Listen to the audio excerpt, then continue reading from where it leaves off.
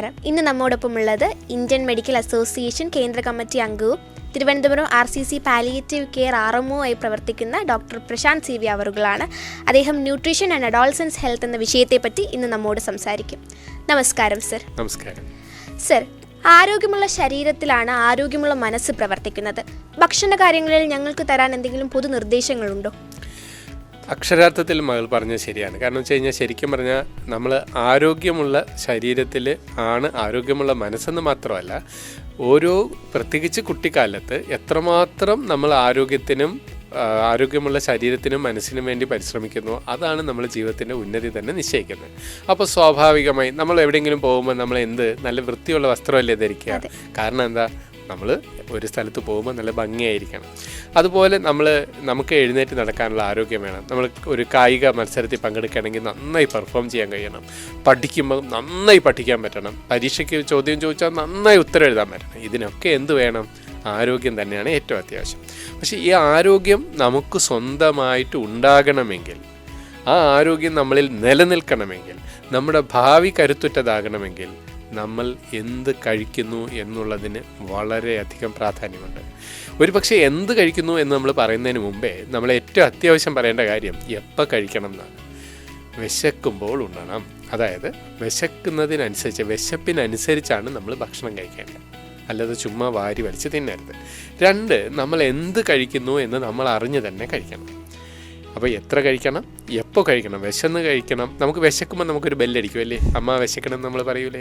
അതുപോലെ നമ്മൾ കഴിച്ചുകൊണ്ടിരിക്കുമ്പോഴും ഒരു ബെല്ലടിക്കും. എന്താണെന്നറിയോ? മതിയായി, നിർത്തിക്കോ എന്ന് പറയും. പക്ഷേ ഈ പലപ്പോഴും നമ്മൾ TVയുടെ മുമ്പിലോ മൊബൈലിൻ്റെ മുമ്പിലോ അല്ലെങ്കിൽ വർത്തമാനം പറഞ്ഞുകൊണ്ടൊക്കെ ഭക്ഷണം കഴിക്കുമ്പോൾ ഈ രണ്ടാമത്തെ ബെല്ല് നമ്മൾ കേൾക്കൂല. അപ്പോൾ രണ്ടാമത്തെ ബെല്ലും കേൾക്കണം. അപ്പോൾ നമ്മൾ വിശക്കുമ്പോൾ ഭക്ഷണം കഴിക്കണം, ഭക്ഷണം എന്ത് കഴിക്കുന്നു എന്ന് അറിഞ്ഞ് കഴിക്കണം. പിന്നെ അടുത്ത ഏറ്റവും പ്രധാനപ്പെട്ട സാധനം വെച്ചാൽ എപ്പോൾ നിർത്തണമെന്നും അറിയണം. അതിൽ ഭക്ഷണം കഴിക്കാൻ വേണ്ടി ഇരിക്കുമ്പോൾ അതും പ്രധാനമാണ്. നമ്മൾ ഭക്ഷണം കഴിക്കാൻ വേണ്ടി ഇരിക്കുമ്പോൾ ഭക്ഷണം കഴിക്കാൻ വേണ്ടി തന്നെ ഇരിക്കണം. ആ സമയത്ത് മറ്റു കാര്യങ്ങളൊന്നും ചെയ്യരുത്. ഇപ്പോൾ മൊബൈലിൽ നോക്കി Instagram കണ്ടുകൊണ്ട് ഭക്ഷണം കഴിക്കുന്നവരുണ്ട്, അല്ലെങ്കിൽ TV കണ്ടുകൊണ്ട് ഭക്ഷണം കഴിക്കുന്നവരുണ്ട്. ഇതൊക്കെ എന്തോ പറ്റുമെന്ന് വെച്ച് കഴിഞ്ഞാൽ നമ്മൾ കഴിക്കുന്ന ഭക്ഷണത്തിൻ്റെ ദഹനം, ഡൈജഷൻ വായിൽ തൊട്ട് ആരംഭിക്കുകയാണ്. അപ്പോൾ നമ്മൾ കണ്ടറിഞ്ഞ്, രുചി അറിഞ്ഞ്, മനസ്സറിഞ്ഞ്, വയററിഞ്ഞ് ഭക്ഷണം കഴിക്കണം. അപ്പോൾ നമ്മൾ ശ്രദ്ധയോടെയാണ് ഭക്ഷണം കഴിക്കണമെങ്കിൽ ആ കഴിക്കുന്ന ഭക്ഷണം നമുക്ക് നന്നായി ദഹിക്കുകയും ആവശ്യത്തിന് കഴിക്കുമ്പോൾ തന്നെ നമുക്ക് മതി എന്നുള്ള ആ സാറ്റിറ്റി എന്ന് പറയുന്ന, മതി എന്ന് പറയുന്ന ഒരു ഫീല് നമുക്ക് വരികയും ചെയ്യും. ഇനി നമ്മൾ ഭക്ഷണം കഴിക്കുമ്പോൾ സ്വാഭാവികമായിട്ടും നമ്മൾ എന്താ എടുക്കുക? ഒരു പ്ലേറ്റ് എടുക്കുമല്ലേ. നമുക്കൊരു പ്ലേറ്റ് എടുത്താലോ? സാധാരണഗതിയിൽ ഇങ്ങനെ ഒരു പ്ലേറ്റും കൊണ്ടാണ് ഭക്ഷണം കഴിക്കാൻ നിൽക്കുന്നത് അല്ലേ. ഈ കഴിക്കാൻ ഉദ്ദേശിക്കുന്ന പ്ലേറ്റ് നമ്മൾ എടുക്കുമ്പോൾ ഓരോ നേരവും നമ്മൾ എടുക്കുന്ന പ്ലേറ്റിനെ ആ പ്ലേറ്റിനെ 2 പകുതികളായി തിരിക്കണം.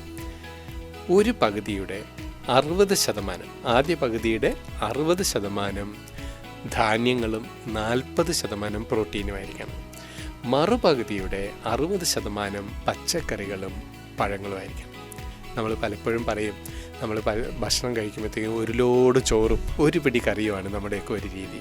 അത് മാറ്റിയിട്ട് നേരെ തിരിച്ച് ഒരുപാട് കറികളും കുറച്ച് ചോറും, ഇതാണ്. അപ്പോൾ നമ്മൾ ഉച്ചയ്ക്ക് ചോറുണ്ണണ്ടേ എന്നാണ് ചോദിക്കുന്നത്. അതൊന്നും മാറിയുള്ള ചിന്തിക്കേണ്ട സാധനം. അതിൽ തന്നെ നമ്മൾ യഥാർത്ഥത്തിൽ Indian medical association food safety ഇനിഷ്യേറ്റീവും ദേശീയ തലത്തിലുള്ള വിദഗ്ധരും ഒക്കെ ഇപ്പോൾ പറയുന്നതെന്ന് വെച്ചാൽ വലിയ മാറ്റങ്ങളൊന്നും വരുത്താൻ പറ്റിയില്ലെങ്കിലും പ്ലേറ്റിൽ പകുതി പഴങ്ങളും പച്ചക്കറികളും ശീലമാക്കുക എന്നാണ്. വ്യത്യസ്ത നിറങ്ങളുള്ള, വ്യത്യസ്ത തരങ്ങളുള്ള പഴങ്ങളും പച്ചക്കറികളും ശീലമാക്കണം. പറ്റുമെങ്കിൽ അത് കഴിച്ചിട്ട് വേണം ഇപ്പുറത്തെ ഭാഗത്തേക്ക് പോകാൻ. മനസ്സിലായോ? കൊതിക്ക് വേണ്ടി നമുക്കൊക്കെ കൊതിയുണ്ട് ഇല്ലേ? പൊറോട്ട കഴിക്കണമെന്ന് കൊതി തോന്നും, അല്ലെങ്കിൽ ബീഫ് കഴിക്കണം. അതൊന്നും കൊതിക്ക് വേണ്ടി നമ്മൾ ഭക്ഷണം കഴിക്കരുതെന്ന് പറയുന്നില്ല. കൊതിക്ക് വേണ്ടി കുറച്ച് കഴിക്കുക, പക്ഷെ ജീവിക്കാൻ വേണ്ടി ഈ ഫുഡ് പ്ലേറ്റ് തുടരുക. പക്ഷേ ഇത് കേട്ടുകൊണ്ടിരിക്കുന്ന എല്ലാവർക്കും വേണ്ടി പറയാണ്, ഇത് വളരെ ലളിതമായ ഒരു ഫുഡ് പ്ലേറ്റാണ്. പക്ഷേ ഇതിൽ നിന്ന് മറ്റൊരു ഫുഡ് പ്ലേറ്റും കൂടിയുണ്ട്. ഇതാണ് യഥാർത്ഥത്തിലെ ഫുഡ് പ്ലേറ്റ്. നമ്മളിപ്പോൾ അന്താരാഷ്ട്ര തലത്തിൽ അംഗീകരിക്കപ്പെട്ട യഥാർത്ഥ ഫുഡ് പ്ലേറ്റ് ശകലം കൂടെ കോംപ്ലിക്കേറ്റഡ് ആണ്. പക്ഷെ കുഴപ്പമില്ല, ഞാൻ അതിൽ നിന്നും കുറെ കൂടെ ലളിതമായ ഫുഡ് പ്ലേറ്റ് ആദ്യം കാണിച്ചു. എല്ലാ നേരവും, രാവിലെയും ഉച്ചയ്ക്കും വൈകിട്ടും രാത്രിയൊക്കെ പ്ലേറ്റ് എടുക്കുന്നുണ്ടോ? അത് പ്ലേറ്റിൽ പകുതി പഴങ്ങളും പച്ചക്കറികളും നമ്മുടെ ശീലമാക്കണം. ധാന്യം മറുപകുതിയുടെ 60%,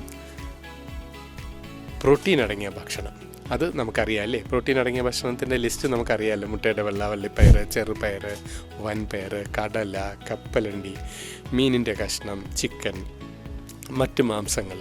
പക്ഷെ അതിൻ്റെ ഒപ്പം നമ്മൾ മറന്നു പോകുന്നത് വെച്ചാൽ രാജ്മ, സോയാബീൻ ഒറിജിനൽ, ഇതൊക്കെ ഫ്രോസൺ ഗ്രീൻ പീസ്, ഇതെല്ലാം നമുക്ക് നല്ല പ്രോട്ടീൻ തരുന്ന ഭക്ഷണം. അപ്പം നമ്മൾ വളരുന്ന കുട്ടികൾക്ക് പ്രത്യേകിച്ചും രാവിലെയും ഉച്ചയ്ക്കും വൈകിട്ടും രാത്രിത്തെയും ഭക്ഷണത്തിൽ കുറച്ച് പ്രോട്ടീൻ അടങ്ങിയ സാധനം വേണം, രക്തം ഊറുന്ന ഭക്ഷണവും വേണം. ഞാൻ അത് പറഞ്ഞുകൊണ്ട് മാത്രം അതിനെക്കുറിച്ചൊരു വാക്ക് പറയാം. മാതളം, ചീര, മുരിങ്ങയില, ബീറ്റ്റൂട്ട്, ക്യാരറ്റ്, ബ്രൊക്കോളി, ആപ്പിൾ തൊലിയോടെ, ചെറിയ മീനുകൾ, പാല്, ഇതൊക്കെയാണ് വലിയ വിലയില്ലാതെ, എന്നുവെച്ചാൽ വലിയ പൈസ ചിലവില്ലാതെ നമുക്ക് രക്തമൊക്കെ കൂടുതലും ഉണ്ടാവാൻ. രക്തം ഉണ്ടായാൽ സൂപ്പറായിരിക്കും അല്ലേ. ശരി സർ, ലോകത്ത് ഇന്നും പോഷകാഹാരക്കുറവ് മൂലം നിരവധി കുഞ്ഞുങ്ങൾ മരിക്കുന്നുണ്ട്. കാലം പുരോഗമിച്ചാലും ഈ പ്രവണത തുടരുന്നതിൻ്റെ സാഹചര്യം എന്താണെന്ന് വ്യക്തമാക്കാം. നമ്മുടെ പ്രശ്നം എന്ന് വെച്ചാൽ, നമ്മളിപ്പം മലയാളികൾ ആ ഒരു കോണ്ടെക്സ്റ്റിലാണ് നമ്മളിപ്പോൾ സംസാരിക്കുന്നത്. നമ്മുടെയൊക്കെ കുഴപ്പം നമുക്ക് ആർക്കും അറിവില്ലാത്തതല്ല, അറിവൊക്കെ ഉണ്ട്, തിരിച്ചറിവില്ല, അല്ലെങ്കിൽ അത് നടപ്പാക്കണമെന്നുള്ളൊരു നിശ്ചയദാർഢ്യമില്ല. അതുകൊണ്ടാണ് SPC പോലുള്ളൊരു പദ്ധതിക്ക് തന്നെ വലിയ പ്രസക്തി വരുന്നത്. കാരണം എന്ന് വെച്ചാൽ ഈ ലോകത്ത് മാറ്റം വരുത്താനും കഴിയുന്ന, മാറ്റം കൊണ്ടുവരാൻ കഴിയുന്ന ഏറ്റവും വലിയ സമൂഹം ആരാണ്? അത് വിദ്യാർത്ഥികളാണ്. ആ വിദ്യാർത്ഥികളുടെ ക്രീമാണ് നിങ്ങൾ സ്റ്റുഡൻറ്റ് പോലീസ് കേഡറ്റുകൾ. ആ സ്റ്റുഡൻറ്റ് പോലീസ് കേഡറ്റുകളുടെ നേതൃത്വത്തിൽ ഒരുപക്ഷെ കേരള പോലീസ് ചെയ്യുന്ന ഏറ്റവും വലിയ സംരംഭമാണ്, ഏറ്റവും നല്ല സാമൂഹ്യ സേവനമാണ് ഈ പദ്ധതി. ഈ പദ്ധതിയിലൂടെ വിഭാവനം ചെയ്തിരിക്കുന്നത് പോലെ നിങ്ങൾ ഓരോരുത്തരും ഈ സന്ദേശം ഗ്രാസ് റൂട്ട് ലെവലിൽ സാധാരണ വിദ്യാർത്ഥികളുടെ ഇടയിൽ എത്തിക്കണം. ഒരു വിദ്യാർത്ഥി വിചാരിച്ചാൽ ആ സ്കൂളും മാറും, അവൻ്റെ വീടും മാറും. അതിൽ നമുക്ക് ശരിയെന്ന് തോന്നുന്നത് അതിനെ ചേർത്ത് പിടിക്കാൻ നമുക്ക് കഴിയണം. നമുക്ക് ശരിയെന്ന് തോന്നുന്നതിൽ ഇപ്പം രാവും പകലും പോലെയാണ്, ശരിയും തെറ്റും ബ്ലാക്ക് ആൻഡ് വൈറ്റ് പോലെയാണ്. അപ്പോൾ നമ്മൾ ശരിയെന്ന് തോന്നുന്നതിനെ നമ്മൾ ചേർത്ത് പിടിച്ച് ഇപ്പോൾ ഉദാഹരണം വളരെ ലളിതമായി പറഞ്ഞാൽ, വിശന്നിരിക്കുന്ന ഒരാളുടെ മുമ്പിൽ ഭക്ഷണം ഇരുന്നെന്ന് പറഞ്ഞാൽ അയാളെ വിശപ്പ് മാറുമോ? ഒരിക്കലും. He must puttu fourth his hand. അയാൾ കൈയെടുത്ത് അതിനകത്ത് വയ്ക്കണം, എടുത്ത് കഴിക്കണം. അതുപോലെയാണ് നല്ല അറിവുകൾ ഉണ്ടായാൽ പോരാ, ആ അറിവുകൾ ജീവിതത്തിൻ്റെ ഭാഗമാക്കണം. തുടക്കത്തിൽ നമുക്കൊരു ശീലമാക്കുമ്പോൾ ഒരു ബുദ്ധിമുട്ട് തോന്നും. പക്ഷേ ഒരു 2-3 ദിവസം കഴിയുമ്പോൾ, ഇത് ദിവസവും നല്ല ഭക്ഷണം ശീലമാക്കുന്നത്, നല്ല ശീലങ്ങൾ എന്തും ശീലമാക്കി 2-3 ദിവസം കഴിയുമ്പോൾ നമ്മുടെ ജീവിതത്തിൻ്റെ ഭാഗമാവും. നമുക്കതൊരു ഹരമായി മാറും. കാരണം ഗുണം കിട്ടി തുടങ്ങുമ്പോൾ മാത്രമാണ് നമുക്ക് എന്ത് ചെയ്യാൻ തോന്നുന്നത്. പോഷകാഹാരക്കുറവിൽ പണ്ട് നമ്മൾ പോഷകാഹാരക്കുറവിലാണ് ആൾക്കാർ മരിച്ചിരുന്നതെങ്കിൽ, അതായത് ആ പോഷകാഹാരം എന്നുള്ളതിനെക്കാട്ടിലും കഴിക്കാനേ ഒന്നും ഇല്ലായിരുന്നു, ക്ഷാമമൊക്കെ വന്ന്. ഇപ്പോൾ പ്രശ്നമല്ല, കഴിക്കാനുള്ളതും കൂടെയാണ് നമ്മുടെ പ്രശ്നം. കുറേയൊക്കെ ആൾക്കാർ, അതായത് കഴിക്കാനുള്ളതെന്ന് പറഞ്ഞാൽ ഉള്ള പൈസ കൊടുത്ത് എന്തെങ്കിലുമൊക്കെ സാധനങ്ങൾ വാങ്ങിച്ച് കഴിക്കും. ഇപ്പോൾ ഒരു ഉദാഹരണം പറയാം. പ്രോസസ്ഡ് ഫുഡ്, സംസ്കരിച്ച ഭക്ഷണം. കേന്ദ്ര സർക്കാരിൻ്റെ കീഴിൽ ഒരു മന്ത്രാലയം തന്നെയുണ്ട്, ഫുഡ് പ്രോസസ്സിംഗ് മിനിസ്ട്രി എന്ന്. പക്ഷേ അതിൻ്റെ അർത്ഥം ഫുഡ് പ്രോസസ്സ് ചെയ്യുന്ന എവിടെയെന്നറിയാമോ? അമിതം ഒരുപാട് ഫുഡ് ഉൽപ്പാദിപ്പിച്ച് കഴിയുമ്പോൾ അത് കിട്ടാത്തിടത്തേക്ക് കൊണ്ടു കൊടുക്കാനാണ്. ഇവിടെ ചക്ക ഇഷ്ടം പോലെയുള്ള ആൾ ചക്ക ഉണക്കിയ സാധനം വാങ്ങിച്ച് കഴിക്കേണ്ട കാര്യമില്ല. ചിക്കൻ ഇഷ്ടം പോലെ കിട്ടുന്ന ആൾ പ്രോസസ്ഡ് ചിക്കൻ വാങ്ങിച്ച് കഴിക്കേണ്ട കാര്യമില്ല. അപ്പോൾ നമ്മൾ എവിടെയാണ്? നമുക്ക് ചുറ്റും കച്ചവട കണ്ണുകൾ ധാരാളമുണ്ട്. ലളിതമായി പറഞ്ഞാൽ നമ്മെ ആരും പറ്റിക്കാൻ സമ്മതിക്കരുത്, ഭക്ഷണക്കാര്യത്തിൽ പ്രത്യേകിച്ചും. അപ്പോൾ അതിനാണ് food safety and standards authority of India നിലകൊള്ളുന്നത്. നമ്മൾ പോഷകാഹാരം മാക്രോ ന്യൂട്രിയൻ്റ് എന്നും മൈക്രോ ന്യൂട്രിയൻ്റ് എന്നും പറഞ്ഞുകൊണ്ട്, മുമ്പ് മാക്രോ ന്യൂട്രിയൻ്റ്, അതായത് നമ്മൾ അരി, അന്നജം, പ്രോട്ടീന്, കൊഴുപ്പ്, അതടങ്ങിയ ഭക്ഷണം കിട്ടാത്തതുകൊണ്ടായിരുന്നു. ഇപ്പോൾ അതൊക്കെ ഉണ്ട്. പക്ഷേ നമ്മൾ മൈക്രോ ന്യൂട്രിയൻസ്, അതായത് വിറ്റമിനുകൾ നമ്മുടെ ഭക്ഷണത്തിൽ കുറഞ്ഞു പോകുന്നു, ലവണങ്ങൾ. അപ്പോൾ അത് കുറയാതിരിക്കണമെങ്കിൽ നമ്മൾ ശ്രദ്ധിക്കേണ്ട കാര്യങ്ങളെന്ന് പറഞ്ഞാൽ, ഒന്ന്, വ്യത്യസ്ത നിറങ്ങളുള്ള, വ്യത്യസ്ത തരങ്ങളായിട്ടുള്ള പഴങ്ങളും പച്ചക്കറികളും നമ്മുടെ ജീവിതത്തിൻ്റെ ഭാഗമാക്കണം. ഇപ്പോൾ നമുക്കൊരു കറി വിളമ്പി തന്നു, അമ്മ വയ്ക്കുമ്പോൾ, നമ്മൾ സാമ്പാർ വയ്ക്കുമ്പോൾ നമ്മൾ എന്ത് ചെയ്യും? കഷ്ണമൊക്കെ എടുത്ത് മാറ്റി വെച്ചിട്ട് നമ്മളങ്ങ് കഴിച്ചിട്ട് പോകും. മണ്ടത്തരമാണ്. ക്ലാസ്സിലെ ചോദ്യങ്ങൾക്ക് ഉത്തരം പറയണമെങ്കിൽ, നന്നായി ചിന്തിക്കണമെങ്കിൽ, നമ്മുടെ സ്വപ്നങ്ങൾ യാഥാർത്ഥ്യമാകണമെങ്കിൽ ഈ വ്യത്യസ്ത നിറങ്ങളുള്ള പഴങ്ങളും പച്ചക്കറികളും കഴിക്കണം. സർ, ആഹാരക്രമത്തിൽ നാം അനിവാര്യമായി ഉൾപ്പെടുത്തേണ്ടത് എന്തൊക്കെയാണ്? നല്ല ചോദ്യമാണ്. നമ്മളിപ്പം ആഹാരക്രമത്തിൽ നമ്മൾ അനിവാര്യമായി ഉൾപ്പെടുത്തേണ്ട കാര്യമാണ് നമ്മളിപ്പോൾ ഇവിടെ പ്രത്യേകിച്ച് ചർച്ച ചെയ്ത വിഷയം. അതായത് നമുക്ക് ഊർജം തരുന്ന ഭക്ഷണം ഉണ്ട്, ഉന്മേഷം തരുന്ന ഭക്ഷണമുണ്ട്. ഊർജം തരുന്ന ഭക്ഷണവും നമുക്ക് വേണം. അത് പ്രത്യേകിച്ച് കാരണം നമ്മളിപ്പോൾ എല്ലാവരും ഭയങ്കര കാലറി കോൺഷ്യസ് ആണ്. കാർബോഹൈഡ്രേറ്റ് അത് കുറയ്ക്കണം. കാർബോഹൈഡ്രേറ്റ് ആവശ്യത്തിന് വേണം. നേരത്തെ നമ്മൾ സൂചിപ്പിച്ചതുപോലെ പ്ലേറ്റിൽ പകുതിയുടെ 60% തീർച്ചയായിട്ടും കാർബോഹൈഡ്രേറ്റ് വേണം. പക്ഷേ ജനറലി നമ്മൾ മനസ്സിലാക്കേണ്ട സാധനം വെച്ചാൽ അതിൻ്റെ ഒപ്പം ഒരു ബാലൻസ്ഡാണ്, സമീകൃതമായ ആഹാരമാണ് നമ്മൾ കഴിക്കുന്നതെന്ന് നമ്മൾ ഉറപ്പാക്കണം. അങ്ങനെ ഉറപ്പാക്കുമ്പോൾ നമ്മൾ അത്യാവശ്യം ഉൾപ്പെടുത്തേണ്ട സാധനം എന്താ, പറ്റുമെങ്കിൽ നല്ല ശീലമാക്കണം. എല്ലാ നേരവും ഒരു 3 തരം പച്ചക്കറികളും 2 തരം പഴവർഗ്ഗങ്ങളും ഉൾപ്പെടുത്തണം. ഈ പഴം എന്ന് പറയുമ്പോൾ എല്ലാവരും വിചാരിക്കുന്ന വാഴപ്പഴങ്ങളാണ്. അത് 2 നിറത്തിലുള്ള വാഴപ്പഴം അതുപോരാ, വ്യത്യസ്ത നിറങ്ങളും വ്യത്യസ്ത തരങ്ങളും എന്ന് നമ്മൾ ആവർത്തിച്ച് പറയുന്നത് അതുകൊണ്ട്. അങ്ങനെ ചെയ്താൽ നമ്മുടെ ബുദ്ധി വികസിക്കും, നമുക്ക് ഉന്മേഷം വരും, നമ്മുടെ രോഗങ്ങളുടെ സാധ്യത, ഇപ്പോൾ കുട്ടികളൊക്കെ സ്കൂളിൽ പോയി കഴിഞ്ഞാൽ മിക്കപ്പോഴും ജലദോഷപ്പനിയും മറ്റാരോഗ്യ പ്രശ്നങ്ങളും വരുന്നില്ലേ. ഇങ്ങനെയുള്ള പ്രശ്നങ്ങൾ വരുന്നത് രോഗപ്രതിരോധ ശേഷി കുറയുന്നുണ്ടാണ്. നമ്മളൊരു പ്രതിരോധ ശേഷി നമ്മൾ കുറയ്ക്കാൻ പാടില്ലല്ലോ. അപ്പോൾ അതിന് നമ്മൾ എന്ത് ചെയ്യണം, വ്യത്യസ്ത നിറങ്ങളുള്ള വ്യത്യസ്ത തരങ്ങളുള്ള പഴങ്ങളും പച്ചക്കറികളും ശീലിക്കണം. അതിനൊക്കെ വലിയ വിലയാവുമെന്നാണ് നമ്മുടെ ഒരു ടെൻഷൻ. നമ്മൾ കാലെടുത്ത് വയ്ക്കാൻ സ്ഥലം ഉണ്ടെങ്കിൽ വീട്ടിൻ്റെ ചുറ്റുമൊക്കെ ചെടികൾ നടണം. അപ്പം വീട്ടിനകത്തെന്ന് ഞാൻ പറഞ്ഞപ്പോൾ അപ്പോൾ നിങ്ങൾ പെട്ടെന്ന് ചിന്തിക്കും വീട്ടിനകത്ത് എങ്ങനെയാണ്. വീട്ടിനകത്ത് മൈക്രോ ഗ്രീൻ വയ്ക്കാം. മൈക്രോ ഗ്രീൻ എന്നൊക്കെ നിങ്ങൾക്ക് യൂട്യൂബിൽ സെർച്ച് ചെയ്താൽ നല്ല ഭംഗിയായിട്ട്, അതായത് ചെറിയ ചെറുപയർ, വൻപയർ അങ്ങനെയുള്ള സീഡ്സ് ചെറിയ ഡബ്ബയിലിട്ട് നമുക്ക് ജനലിൻ്റെ പടിയിലൊക്കെ വെച്ച് കഴിഞ്ഞാൽ ഒരാഴ്ചയാകുമ്പോൾ മൈക്രോ ഗ്രീനായി വരും. നല്ല ആരോഗ്യപ്രധാനമായ ഒരു സംഭവമാണ്. വീടിന് പുറത്തും ചുറ്റുമൊക്കെ നമുക്ക് മറ്റു പഴവർഗ്ഗങ്ങൾ വച്ച് പിടിപ്പിക്കാൻ പറ്റും. അപ്പം നമുക്ക് പൈസ ചിലവുണ്ടോ? ഇല്ല. സർ, രോഗമില്ലാത്ത അവസ്ഥയാണ് ആരോഗ്യം എന്ന് പറയുമ്പോഴും കൂടുതൽ ഉണർവിലേക്കും ആരോഗ്യത്തിലേക്കും നയിക്കുന്നതിനായി ഭക്ഷണക്രമത്തിൽ നാം സമയവും ക്രമവും പാലിക്കേണ്ടതുണ്ടോ?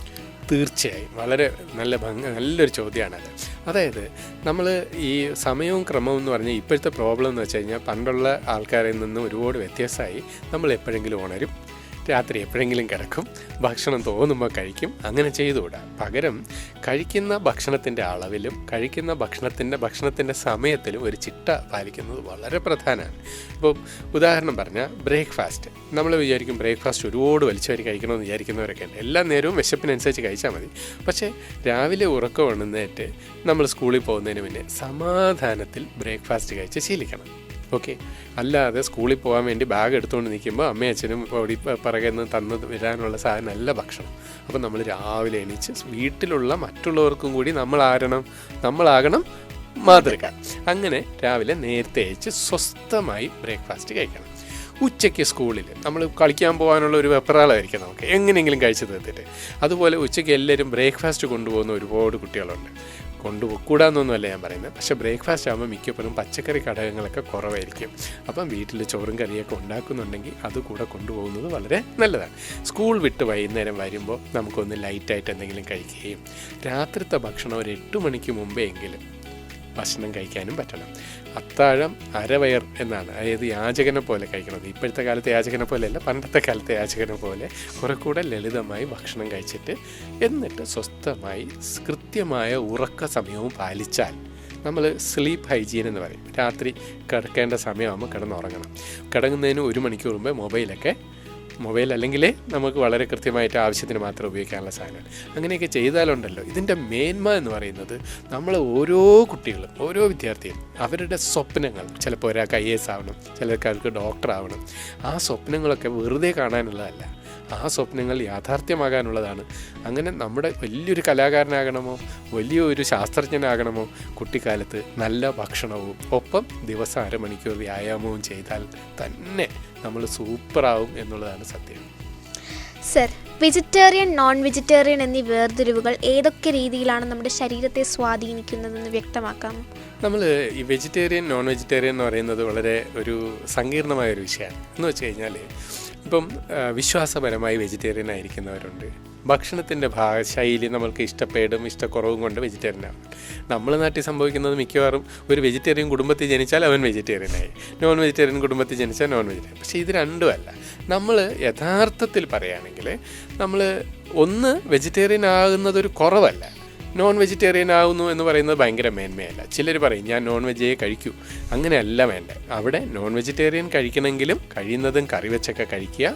പിന്നെ വെജിറ്റേറിയൻ ഭക്ഷണം കഴിക്കുന്നവർ നമ്മൾ ശ്രദ്ധിക്കേണ്ട കാര്യം എന്താണ്, അവർക്ക് കുറവുണ്ടാവാൻ സാധ്യതയുള്ളത് ചില ഒമേഗ, ഇപ്പം ഇത് നമ്മൾ ചില തരം ഇപ്പോൾ ചില വിറ്റമിനുകളുണ്ട്, B12 അങ്ങനെയൊക്കെ പറഞ്ഞ് ചില വിറ്റമിൻ, അതും സത്യം പറഞ്ഞു കഴിഞ്ഞാൽ വെറൈറ്റി ആയിട്ടുള്ള വ്യത്യസ്ത നിറങ്ങളുള്ള പഴങ്ങളും പച്ചക്കറികളും കഴിക്കുന്നവരെ സംബന്ധിച്ചിടത്തോളം എന്തുണ്ടാവില്ല, ഈ അങ്ങനത്തെ പ്രശ്നങ്ങളൊന്നും ഉണ്ടാവില്ല. പിന്നെ എല്ലാവരും കുറച്ച് നേരം വെയിൽ കൊള്ളണം, ഒരു 15 മിനിറ്റെങ്കിലും. രാവിലത്തെ വെയിലായാലും മതി. അങ്ങനെ വെയിൽ കൊള്ളുമ്പോൾ വിറ്റമിൻ ഡിയും കൂടെ നമുക്ക് കിട്ടും. നമ്മൾ സ്കൂളിൽ പ്ലേ ഗ്രൗണ്ടിൽ പോയി കളിച്ചാൽ മതി, ആവശ്യത്തിനുള്ള വെയിലായി, അപ്പോൾ വിറ്റമിൻ ഡിയും കിട്ടും. അപ്പോൾ അങ്ങനെ വലിയൊരു കുറവ് വെജിറ്റേറിയൻ ഇല്ല. പിന്നെ ഒരു കാര്യം മനസ്സിലാക്കാനുള്ളത്, ഇപ്പം വെജിറ്റബിൾ പ്രോട്ടീനും ആനിമൽ പ്രോട്ടീനും തമ്മിലുള്ള ഒരു ആശയക്കുഴപ്പമുണ്ട്. സത്യം പറഞ്ഞാൽ രണ്ടിൻ്റെയും ആഗിരണശേഷിയും ഉപകാരശേഷിയും ഒക്കെ പരിഗണിച്ചാൽ ഇത് രണ്ടും തമ്മിൽ ഭയങ്കര വ്യത്യാസമൊന്നും എടുത്തു പറയാനില്ല. പ്ലാൻ പ്രോട്ടീൻ പലപ്പോഴും ഗുണകരമാണ് എന്നുള്ളത് സത്യവുമാണ്. അപ്പം ഞാൻ പറയണമെന്ന് വെച്ചാൽ നമുക്ക് നമ്മുടെ നാടിനെ ചിന്തിച്ച്, ഇപ്പം ഇടുക്കിയിലുള്ള ആളിനോട് മീൻ കഴിക്കണമെന്ന് പറഞ്ഞാൽ എന്തൊരു മണ്ടത്തരമാണ്. അവിടെ മീൻ കിട്ടാൻ പാടാണ്, അവിടെ ബീഫ് കിട്ടാൻ എളുപ്പമാണ്. ശംഖുമുഖത്തുള്ളവൻ ബീഫ് കഴിക്കണമെന്ന് പറഞ്ഞാലും പാടാ, അല്ലെങ്കിൽ തിരുവനന്തപുരത്തുള്ള. അപ്പം നമ്മൾ പ്രാദേശികമായി ലഭ്യമായ ഭക്ഷണ സംസ്കാരം, അതിലൂടെ ഉണ്ടാകുന്ന ഒരു ഭക്ഷണ സംസ്കാരം നമുക്കുണ്ട്. അത് മോശമല്ല. പക്ഷെ എന്തും അധികമായാൽ വിഷമാണ്.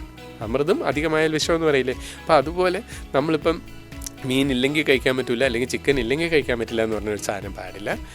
അതിൻ്റെ ഒപ്പം എന്ത് കഴിച്ചാലും അതിൻ്റെ ഒപ്പം പഴങ്ങളും പച്ചക്കറികളും ഉണ്ടെങ്കിലേ അതാണ് നമ്മുടെ ജീവിതത്തിന് ഭംഗി തരാൻ പോണത്, നമ്മുടെ സൗന്ദര്യം തരാൻ പോണത്, നമ്മുടെ ആരോഗ്യം തീരുമാനിക്കുന്നത്. ഒപ്പം നമ്മളിപ്പോൾ പലപ്പോഴും വിചാരിക്കും അയ്യോ നമുക്ക് നോൺ വെജ് ഒന്നും വാങ്ങിക്കാനുള്ള പൈസയില്ല, അല്ലെങ്കിൽ അങ്ങനെ, അതൊന്നും ആവശ്യമില്ല. നമ്മൾ സമാധാനത്തിൽ വെജ് നോൺ വെജ് എന്ന് പറയുന്നതല്ല, വൃത്തിയായി സമയത്ത് വെറൈറ്റി ആയിട്ട് ഭക്ഷണം കഴിക്കുക, പിന്നെ ശ്രദ്ധയോടെ കഴിക്കുക, ഇതന്നെയാണ് പ്രാധാന്യം. സർ, നമ്മളാകുന്ന കൊച്ചുകുട്ടികൾ ചെറുപ്പം മുതൽ തന്നെ ഭക്ഷണ കാര്യങ്ങളിൽ ശ്രദ്ധ കേന്ദ്രീകരിക്കേണ്ടതുണ്ടോ? അതാണ് ഏറ്റവും സൂപ്പർ ചോദ്യം.